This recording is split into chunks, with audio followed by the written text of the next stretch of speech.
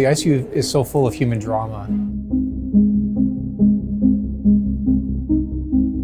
Looking after critically ill patients in the ICU, I see on a daily basis the impact that respiratory illness can have on patients and on their families, those that require being intubated, and if I'm being honest, how many patients we see that die in our ICU. My name's Bob Wilson. I'm from northern Manitoba, a town called Norrie House. Proud Aboriginal person. I am a high school teacher. I teach math and science. We had planned to get married in 2020, but then COVID hit, and so we didn't get married that summer. And then in March of 2021, Bob got really sick. Doing things was a struggle. Going upstairs was a struggle. I had a hard time catching my breath. I felt weak. Ultimately, they hypothesized that it was autoimmune hepatitis that took out his liver and that had caused hepatopulmonary syndrome. Then we were told that Bob needed a liver transplant to survive, but currently in his weakened medical state that he would survive the surgery. The practical platform, the idea was birthed in the throes of the pandemic. The big idea is that you create a system for doing research and you use that system to test many new treatments, not just one new treatment. And that's revolutionary.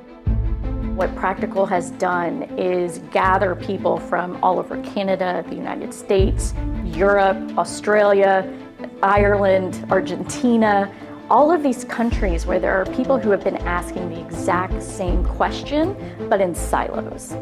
By combining our forces, both our kind of expertises in mechanical ventilation or respiratory physiology, as well as with running clinical trials, we get those improvements from kind of the trial stage to our patients a lot faster. When you look back on the last, let's say, 50 years and how we care for critically ill patients with breathing problems, it's unbelievable the advances that we've made and the trajectory and the improved survival and improved long-term sequelae that patients experience. It's only been possible because patients and families have been willing to enroll their loved ones into trials looking at improving the way that we care for folks. He'd gone from being a regular healthy dude in our mind to being this medically fragile, 1 in a million kind of case. I didn't realize I was going to be in the hospital and away from home for over a year. The amount of things that had to line up in the way that they did is nothing short of a miracle. On paper, Bob should not have survived. Our whole effort is just trying to give patients time to recover from the illness that caused the problem in the first place.